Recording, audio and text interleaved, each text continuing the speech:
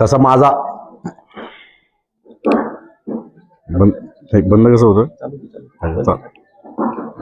तसा आवाज माझा मोठा आहे. माईकवर नाही बोललं तरी शेवटपर्यंत जाईल, पण माईकवर बोलतो आता सोय आहे तर, कारण तसं फार काही अंतर नाहीये.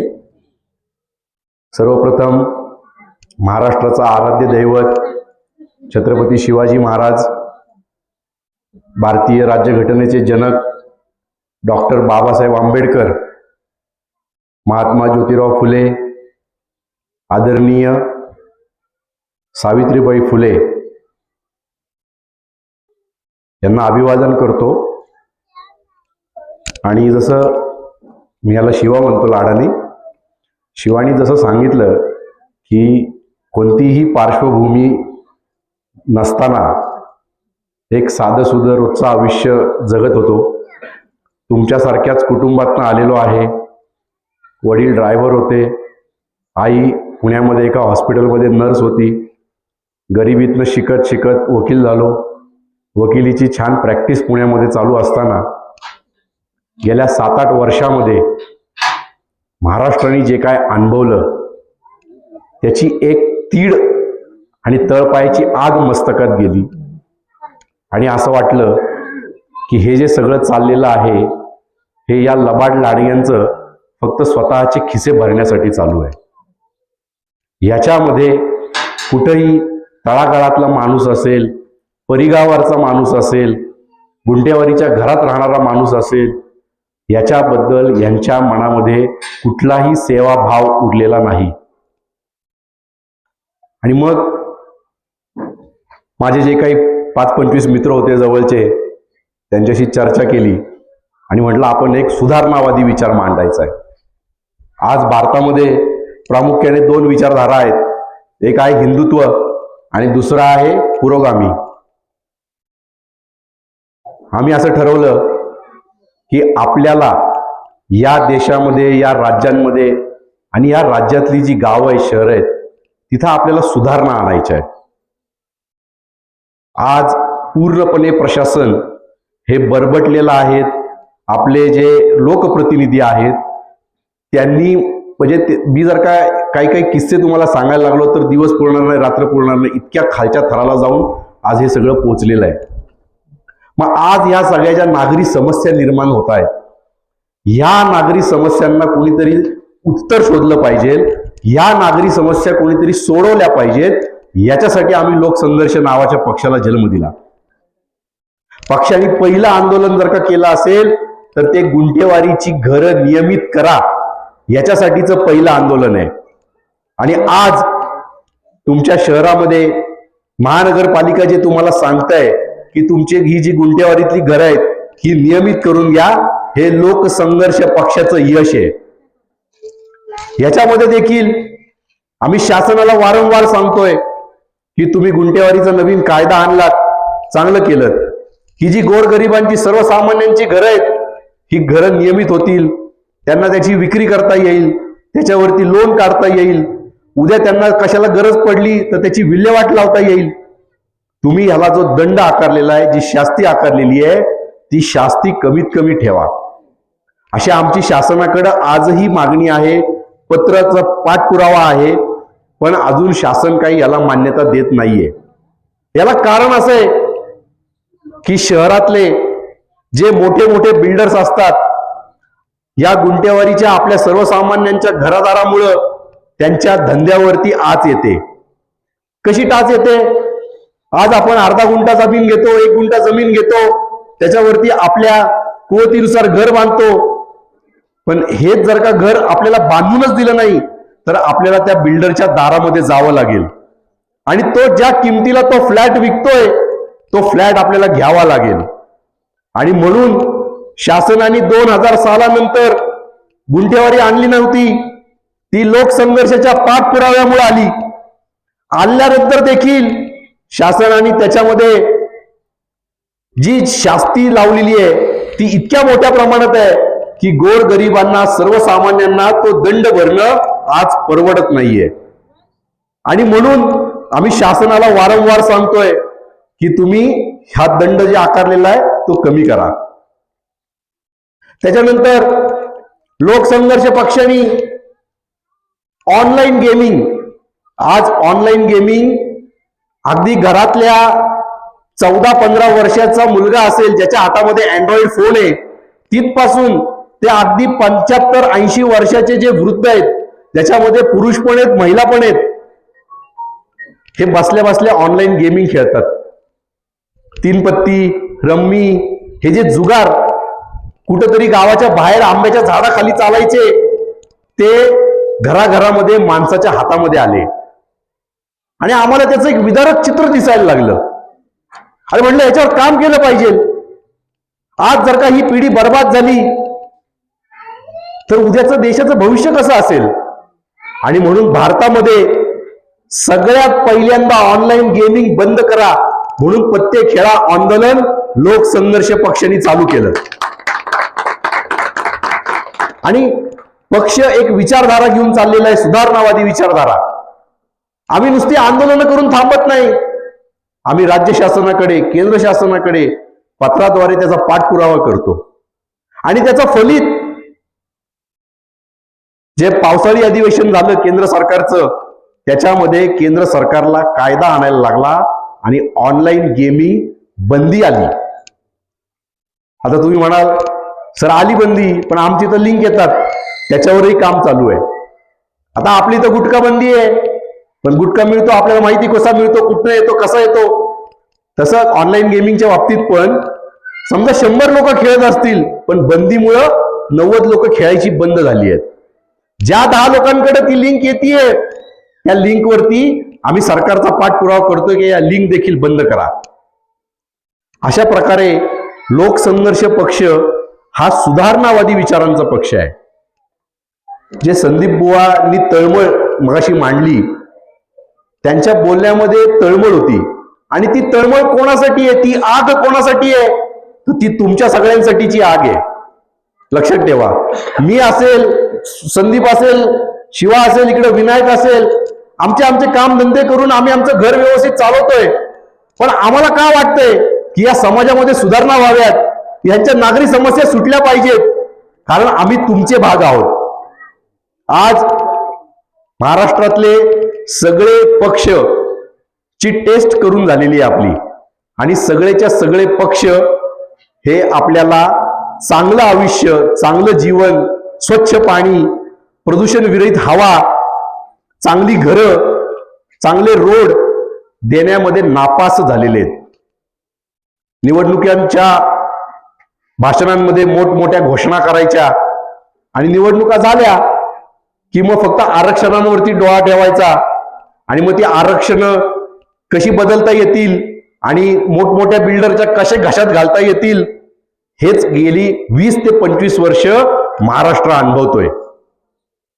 मग यातनं येणारी आपली नवीन पिढी इथं कशी जगेल आणि तिला इथं जगावं असं का वाटेल? आज मी माझ्या अनेक मित्रांशी बोलतो, तरुण मुलांशी बोलतो, म्हणतात सर आम्हाला राहायचं नाही इथं, आम्हाला जायचंय परदेशात निघून. मग हा देश कोणाचा आहे? कोणाचा आहे हा देश? अरे माझा आहे, दुसऱ्याचा नाही, माझा आहे, माझा. मग हा देश जर का चांगला करायचा असेल, इथली येणारी पिढी जर का चांगली करायची असेल, तर ते व्रत मी स्वीकारलं पाहिजे. आणि या विचारधारेतलं लोकसंघर्ष पक्षाचं काम चालू झालं. आजचे जे सगळे राज्यकर्ते आहेत त्यांची स्थिती अशी आहे की वरून कीर्तन आणि आतून तमाशा आहे. दाखवताना आपल्याला असं दाखवणार की आम्हाला सामान्य जनतेची किती तळमळ आहे, आम्ही सामान्य जनतेबद्दल काय काय करतोय, पण आतलं सगळा जो डाव चाललेला आहे तो डाव फक्त आणि फक्त या देशाला विकण्याचा डाव चालू आहे. आज अंबानी असतील, अडाणी असतील, अशा सारख्या मोठमोठ्या उद्योगपतींच्या घशामध्ये इथली भूमी घालायचं काम या केंद्र सरकारने आणि राज्य सरकारने चालवलेलं आहे.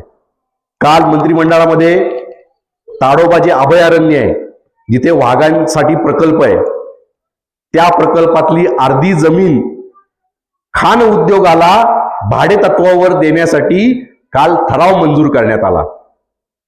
किती लाजिरवाणी गोष्ट आहे बघा. म्हणजे ते जे जंगल आहे, ते जंगल ज्या वाघांसाठी राखीव ठेवलेलं आहे, ते जंगल देखील हे सोडत नाहीयेत. त्यामुळं आज आपल्याला संदीप सारखे जे नगरसेवक होऊ इच्छितात अशांच्या पाठीमागे पूर्ण ताकदीनिशी उभं राहायचं आहे. नगरसेवकाचा अर्थ किती साधा आहे सांगतो तुम्हाला. नगराचा सेवक. आपली तर उलट होतं. तो एकदा नगरसेवक झाला की तो सेवक राहत नाही, तो दादा होतो आणि त्याच्या मर्जीप्रमाणे विकास करतो. त्याच्यामुळे नगरसेवक निवडताना ज्याला त्या नगराबद्दल, त्या नगरातल्या नागरिकांबद्दल खरंच तळमळ आहे, त्याला तिथले प्रश्न सोडवायचेत, ना की नवीन प्रश्न निर्माण करायचेत. आपली इथं आता येताना मी भाजपची जाहिरात बघितली, फ्लेक्स बघितले, विकासाला गती, मी म्हटलं विनाशाकडे नेती. म्हणजे विकास किती करायचा? नवीन विकासामधनं तुम्ही नवीन प्रश्न निर्माण करताय. आज मी सुद्धा पुण्याच्या ज्या भागामध्ये राहतो, इथं आल्यानंतर मला ते सगळं आठवलं, माझं बालपण. आम्ही सुद्धा असं शहराच्या बाहेर राहिला होतो, मुख्य शहरापासून लांब. आमची देखील अशी गुंठेवारीची घरं आहेत आणि असं सगळं मोकळं मैदान, छोटी छोटी घरं अशी सगळी मस्तपैकी छान. आणि मग नगरसेवक आले निवडून काही पक्षांचे, तुम्ही बांधावरती, आम्ही आहोत तुमच्या पाठीशी. बरोबर आहे, कुटुंब वाढलं की बांधावं लागतं, पण त्यातून निर्माण होणाऱ्या प्रश्नांचं काय? आज ज्या ठिकाणी 4-5 लोक राहणार आहेत, उद्या तिथं 20 लोक राहणार आहेत. त्या 20 लोकांचं पाणी कुठनं आणणार? त्या 20 लोकांच्या गाड्या रस्त्यावरती लागणार आहेत, त्यांना पार्किंगला जागा कुठनं असणार आहे? त्याला इलेक्ट्रिसिटी कुठनं आणणार तुम्ही? ह्या प्रश्नांबाबत कोणी बोलायला तयार नाहीये. विकास करताय, पण त्यातनं जे नवीन प्रश्न निर्माण होत आहेत त्याबद्दल कुणी बोलत नाहीये. पुण्यामध्ये मेट्रो आणली, चांगली सुविधा केली, पण त्या मेट्रोच्या स्टेशनच्या खाली पार्किंगच नाही. आता लोक काय करतात, त्या आजूबाजूच्या ज्या सोसायट्या आहेत त्या सोसायट्यांमध्ये जाऊन पार्किंग करतायत आणि मग ते सोसायटी धारक वैतागले आणि मग ते आता काय करतात, त्यांची हवा सोड, गाडी फोड, पोलीस कंप्लेंट कर. म्हणजे तुम्ही नागरिकांना सोय देताय का गैरसोय करताय? हा प्रश्न या विकासामधनं निर्माण व्हायला लागलेला आहे. आणि म्हणून आपल्याला संदीप भाऊंसारखे ज्यांना खरंच तळमळे, आता मगाशी आल्या आल्या संदीपनी मला एक किस्सा सांगितला की एक इलेक्ट्रिसिटी बोर्डाचा काहीतरी विषय होता आणि संदीप भाऊंनी तिथं तो विषय पाठपुरावा करून लावून धरला. तिथे आमदार शिरसाट साहेबांचं काहीतरी पत्र आलं का फोन आला, तरी देखील आमदारांचं न ऐकता त्या इलेक्ट्रिसिटी बोर्डातल्या अधिकाऱ्यांनी संदीप भाऊंचं ऐकलं. का ऐकलं? कारण त्याला पण वाटलं की हा माणूस तळमळीने काम करतोय. असे तळमळीने काम करणारे नेते आपल्याला आपल्या नगर विकासासाठी हवेत. आज लोकशाहीचा जर का अर्थ खऱ्या अर्थाने जर का काढायचा गेला तर माझ्यासाठी लोकशाहीचा अर्थ असा आहे की वर्गात बसलेला तो शेवटच्या बाकावरचा मुलगा असतो ना, शेवटच्या बाकावरती कोण बसतं आपल्याला माहिती आहे. पुढे कोण बसतात? हुशार मुलं बसतात, थोडी कमी हुशार मुलं मागे बसतात, शेवटच्या बाकावरती थोडी वात्रट मुलं बसतात. बरोबर आहे. पण लोकशाहीमध्ये संविधानाने जो आपल्याला हक्क दिलेला आहे त्याचा अर्थ असा आहे की शेवटच्या बाकावरती बसणाऱ्याला देखील योग्य वेळी योग्य संधी दिली गेली पाहिजे. तीच संधी लोकसंघर्ष मागते तुमच्याकडे. आज तो जो शेवटच्या बाकावर बसणारा मुलगा आहे त्याला देखील काहीतरी विचार आहे. तो अभ्यासात हुशार नसेल पण त्याला बाकीचं पण काहीतरी समजत असेल, त्याला काहीतरी स्वतःचा एक विचार असेल, ज्ञान असेल. ती संधी आम्ही तुमच्याकडे मागतोय. भले आज संधी बोलण्यामध्ये कमी असेल पण ह्याचा अर्थ असा नाहीये की तो तुमचं काम करू शकत नाहीये. मी अनेक वेळा लहानपणापासून माझ्या मित्रांना उदाहरण द्यायचो, ते आज उदाहरण मला संदीपमुळे आठवलं की वर्गात पेपर लिहिणारे जे असतात, आम्ही लॉला सुद्धा होतो, आम्हाला सांगितलं जायचं, सिनियर सांगायचे 5 पुरवण्या लाव, 6 पुरवण्या लाव, म्हणजे मार्क चांगले पडतील. पण म्हणजे जो जास्त लिहितो किंवा जो जास्त बोलतो तोच आयुष्यामध्ये यशस्वी होतो असं नाहीये. न बोलता देखील अनेक लोक अनेक प्रकारची कामं करत असतात. त्यातला हा असा आमचा संदीप आहे. त्यामुळं फार तुमचा वेळ घेत नाही, आम्हाला थोडं येता येता वेळ लागला ट्रॅफिकमुळे. पुन्हा एकदा सांगतो की संदीपनी हे जे घोषणापत्र तयार केलेलं आहे याच्यामधलं एक तर गुंठेवारीचा विषय मी सांगितला. संदीप जरी निवडून आला, त्यांनी स्वतःने सांगितलं, जरी नाही निवडून आला तरी तुमची गुंठेवारीची घरं लोकसंघर्ष पक्ष कमी दरामध्ये, कमी दंडामध्ये नियमित केल्याशिवाय राहणार नाही. आज महिलांचा आणि युवतींचा प्रश्न दिवसेंदिवस अतिशय गंभीर होत चाललेला आहे. तो काय फक्त गावखेड्यांमध्येच महिला सुरक्षित असुरक्षित आहेत असं नाहीये, शहरांमध्ये देखील हीच परिस्थिती आहे. काय झालेलं आहे की समाजामध्ये आज हे जे मोबाईल नावाचं यंत्र हातात आलेलं आहे, या मोबाईलच्या यंत्रामुळे जी व्यसनं चाडायला लागलेली आहेत आणि एक प्रकारचं व्यक्तिगतपणा वाढायला लागलेला आहे, त्याच्यामुळे आज महिलांवरचे अत्याचार हे एकाच परिसीमेच्या पलीकडे गेलेले आहेत. आज हे जर का महिलांवरचे अत्याचार आपल्याला थांबवायचे असतील तर आपल्याला कायदा सुव्यवस्था व्यवस्थित करावी लागेल. आज आपल्याकडे कायदे आहेत, इंडियन पिनल कोड सारखा कायदा आहे, घरगुती छळा सारखा कायदा आहे, न्यायालय आहेत, पण त्यांची अंमलबजावणी अजिबात नीट होत नाहीये. हे मी स्वतः वकील म्हणून रोज कोर्टामध्ये बघतो आणि मला ते जाणवतंय. लोकसंघर्ष पक्षाला जर का पहिली कुठली सुधारणा करायची असेल तर ती आम्हाला न्यायालयीन प्रक्रियेमध्ये पहिली सुधारणा करायची आहे. आज तुम्ही न्यायालयामध्ये न्याय मागायला गेलात तर वर्षानुवर्ष तुम्हाला खालच्या कोर्टामध्ये घालवावं लागतं. 5-10 वर्ष तिथं घालवल्यानंतर तुमची उमेद संपून जाते आणि तिथनं जर का तुमच्या विरुद्ध निकाल गेला तर उच्च न्यायालयात, तिथनं पुढे सर्वोच्च न्यायालयात. आज सर्वसामान्य माणसाची ताकद आहे का हो उच्च न्यायालय आणि सर्वोच्च न्यायालयात जायची? तर या न्यायालयीन प्रक्रियेतल्या सुधारणा सुरुवात पहिल्यांदा लोकसंघर्षाच्या माध्यमातून आम्ही करणार आहोत. त्याच्यानंतर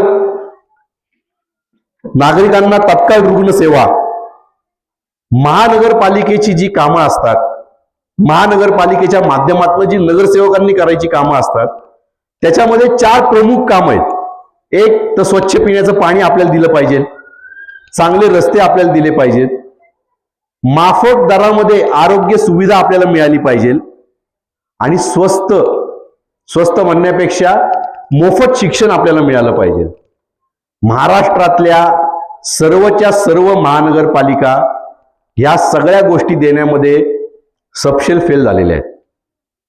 आज महानगरपालिकांची रुग्णालयांची अवस्था जर का आपण बघितली तर एक तर त्यांना त्या डॉक्टरला बसायला जागा नाही, असली जागा तर ती खुर्ची तुटलेली असती. खुर्ची चांगली असेल तर अपुरा औषध पुरवठा तिथं केलेला असतो मुद्दामून, जेणेकरून सामान्य नागरिक, गरीब नागरिक त्रस्त होऊन त्यांनी प्रायव्हेट डॉक्टरकडे जावं, तिथं त्यांनी 1000 रुपये त्याला कन्सल्टेशन फी द्यावी आणि तिथनं लगेच शेजारीच मेडिकल असतं, त्या मेडिकलमधनं 1000 रुपयाच्या गोळ्या घ्याव्या. हे एक षडयंत्र आहे. सामान्य माणसाला सुखाने न जगू देण्याचं हे जे षडयंत्र आहे, ते षडयंत्राला छेद देण्याचं काम लोकसंघर्ष पक्ष करणार आहे.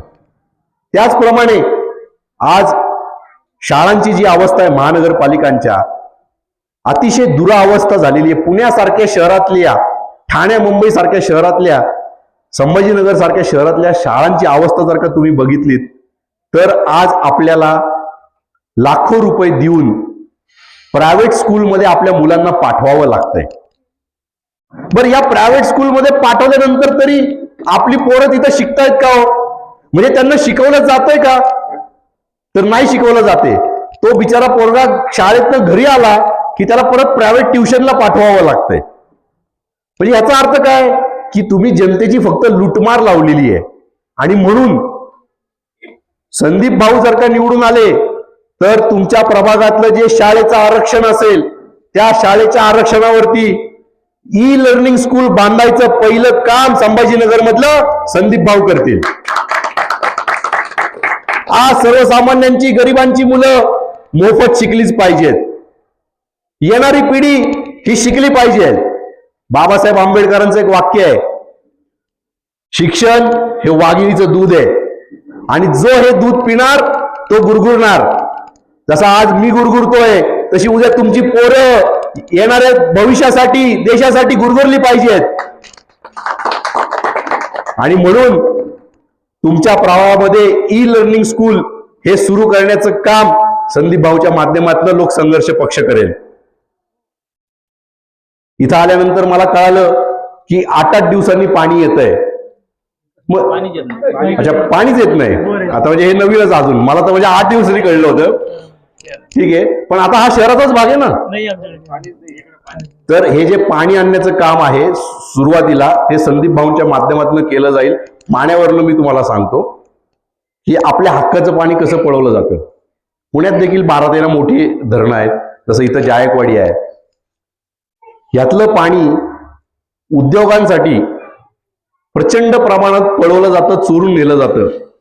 मग उद्योगधंदे बंद पडावेत का? 100% नाही. शेवटी तिथंही रोजगार निर्मिती होतीये, तेही चालले पाहिजेत. पण त्याचं जे प्रमाण आहे त्या प्रमाणावरती आमचा आक्षेप आहे. तुम्ही इकडं सर्वसामान्यांना वाऱ्यावरती सोडून देणार आणि तिकडं उद्योगधंद्यांना मात्र 24 तास पाणी देणार, हे आम्हाला मान्य नाहीये. तुम्ही सगळ्यांना, हा देश सगळ्यांचा आहे.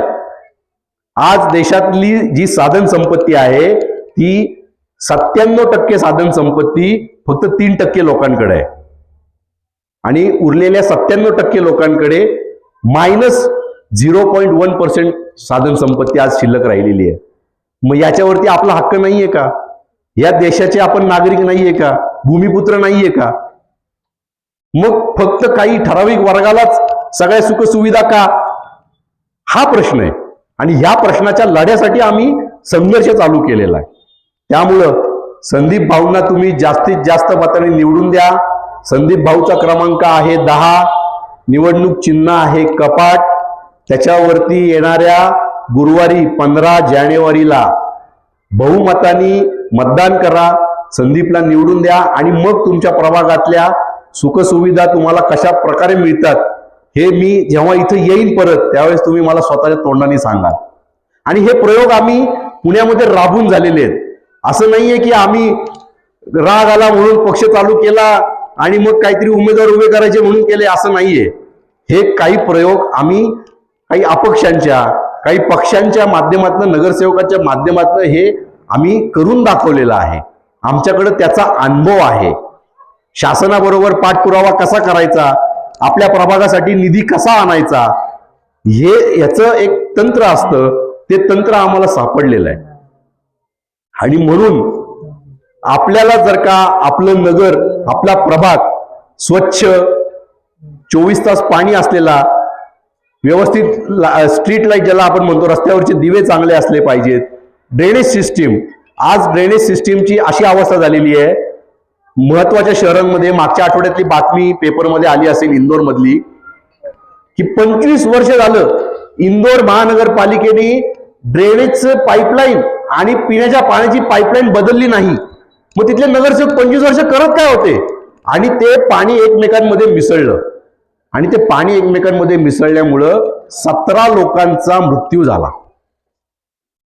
मग माझा तोच प्रश्न आहे की नगराचा सेवक असतो का नगराचा तो विनाशक असतो? तुमच्याकडे जर का दूरदृष्टी नसेल, दृष्टिकोन नसेल, तर हा इथला भारताचा नागरिक कसा जिवंत राहील? आणि त्याला जर का मूलभूत गरजा ज्या आहेत ज्याच्यामध्ये प्रामुख्याने पहिलं पाणी येतं, त्याला जर का रोज त्या पाण्यासाठी झगडावं लागत असेल, त्या महिलेला रोज जर का 1-2 किलोमीटरवरती जाऊन पाणी आणायला लागणार असेल, तर ती महिला कशी सबल होणार? ती कधी शिक्षणाला वेळ देणार? ती कधी मुलांना शिकवणार? ती कधी जॉबला जाणार? त्याच्यामुळे पाण्यासारखी मूलभूत गोष्ट आणण्याचं काम लोकसंघर्षाच्या माध्यमातून निवडून आल्यानंतर संदीप करणार आहे. शासनाच्या अनेक योजना असतात, अनेक संजय गांधी निराधार योजना आहे, वृद्धांसाठीच्या योजना आहेत, महिलांसाठीच्या योजना आहेत. या योजना आपल्यापर्यंत येऊनच दिल्या जात नाहीत. कारण काय झालेलं आहे की पॉलिटिकल सायन्स मध्ये आम्हाला एक वाक्य होतं, आता ते मी मराठीत प्रयत्न करतो सांगायचा, पण इंग्लिशमध्ये पहिलं सांगतो की power corrupts, absolute power corrupts absolutely. म्हणजे पॉवर जर का एखाद्याला मिळाली तर तो भ्रष्टाचारी होतो आणि त्याला जर का संपूर्ण पॉवर दिली तर तो संपूर्ण भ्रष्टाचारी होतो. आज महाराष्ट्रातले जे काही सर्व पक्षीय नेते आहेत, आज त्यांची अवस्था हीच आहे. वर्षानुवर्ष आपण त्यांना निवडून देतोय, त्यांना माहिती, त्यांनी गृहीत धरलेलं आहे आपल्याला. अरे हे काय नाही, हे कोणाशी आपल्याशिवाय कोणाला मतदान करत नाहीत, एक तर तुला करतील नाही तर तुला करतील. आणि मग यांची एक गँग आहे, लॉबी आहे. ती लॉबी कार्यरत असते ह्या योजनांचे लाभ घेण्यासाठी.